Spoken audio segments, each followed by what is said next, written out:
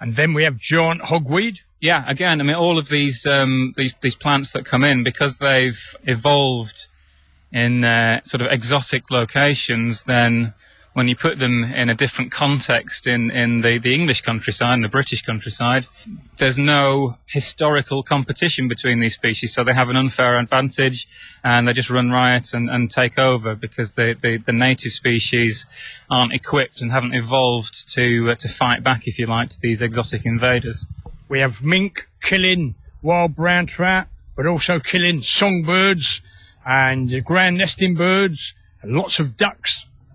Yeah, we do, and again, it's a case of placing a species into a habitat and an ecosystem that hasn't evolved to have that species as a top predator. So you're going to get unpredictable effects that you wouldn't expect, and you know, albeit the people that maybe released these creatures from the fur farms, it might have been a well-intentioned activity, but as you say, that there are certainly good lines of evidence to suggest that there's pretty poor impacts on the native sort of wildlife, particularly from things like mink. For example, you know, where we're trying to re-establish water vole colonies along our riverbanks. Basically, if mink are present, then it's going to be extremely difficult to establish things like the water vole because they just can't cope with the level of predation that they exert. What do wild trout need in a river so they can survive, they can spawn successfully, and they can grow big?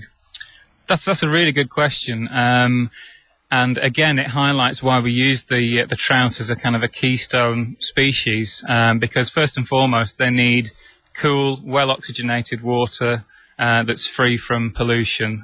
So that the staple is, you know, the water quality, which is obviously what we want for all of our rivers. Beyond that, though, they require specific types of habitat for each of their different life stages. And they need the ability to move between these different types of habitat as they grow and through the year.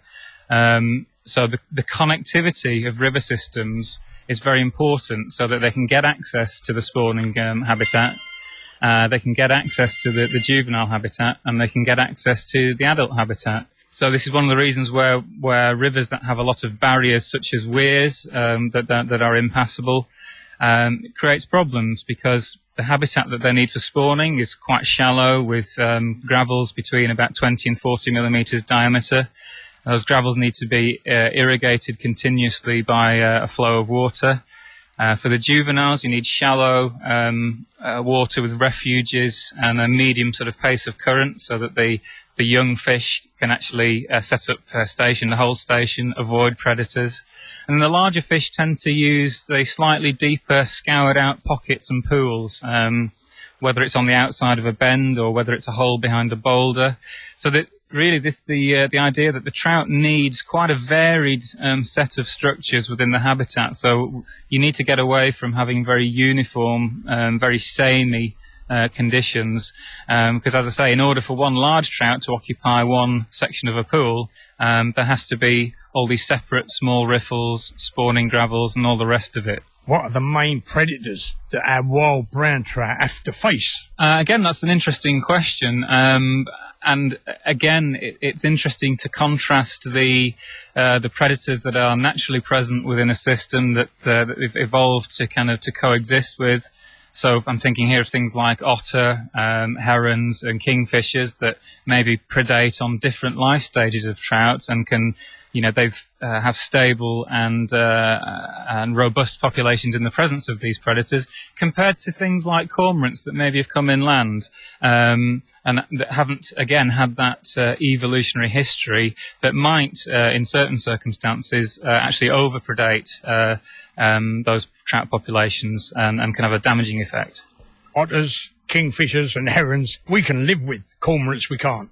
I think there's probably evidence that in certain circumstances a heavy predation by an exotic sea predator like cormorants could be very, very damaging, and we need to think very carefully about how we control that influence. One of the things you can do is actually achieve that through habitat management.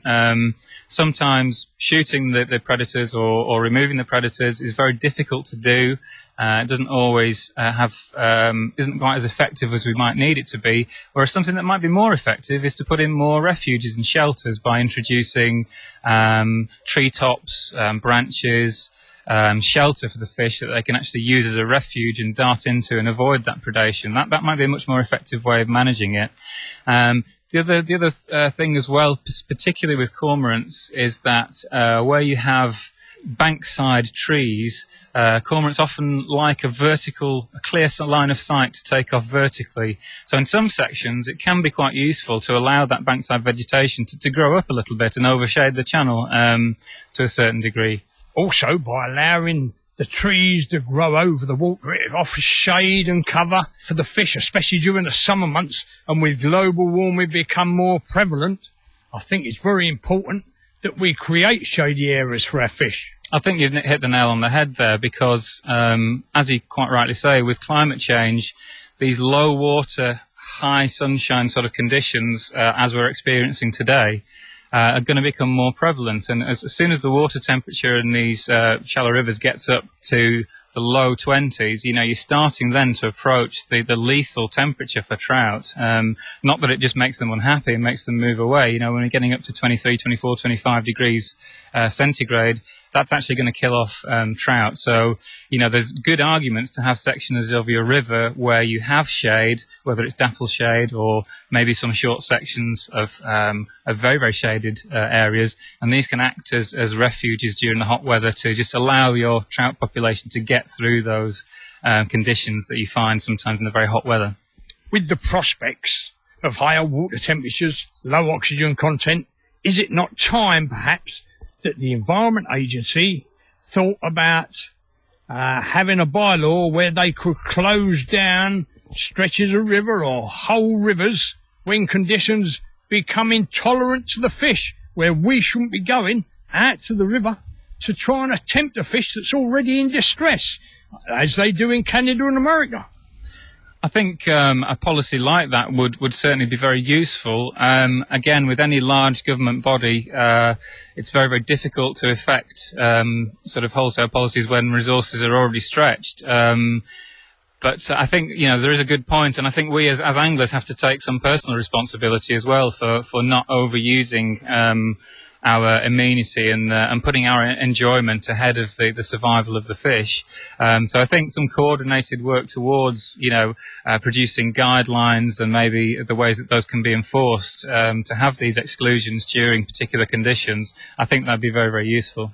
Paul, let's be honest, our most important thing in angling is our quarry. Absolutely, and again, it goes back to the reasons for the Wild Trout Trust and its existence. Most of our members, our sustaining members, are anglers. You know, a solid 90% or more are from the angling community. So, you know, it's kind of conservation through anglers and through angling. We need to look after this resource, and in doing so, we have a good impact on all of the surrounding nature and the wildlife as well, which is what we need to support our fish stocks and the amenity that we enjoy. Tell the listener to At the Water's Edge programme on BBC Radio Lancashire, which at this present time is coming from the River Ribble, and we're standing in the River Ribble, how they can become a member of the Wild Trout Trust and how they can improve their fishing prospects, but more important, the prospects of the quarry. It's very simple. If you go to the website, which is www.wildtrout.org, there's a membership form there. There's also details of the phone number that they can ring to get to the office details.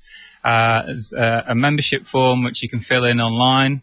And membership for a year works out at about 67 pence a week. So most anglers, I hope, would be able to stretch to that. And as you say, supporting that cause will help the cause of the wild trout and the rivers and the fisheries in general. What becomes available to you as an angling club or as an interested landowner or anybody who has an interest in a section of river, You have access to our free advisory service, which is funded by our core funding, where we can give you pointers on how best to manage your fishery for the benefit of all of the wildlife that's in it, including the wild trout, grayling, and other species that may be there.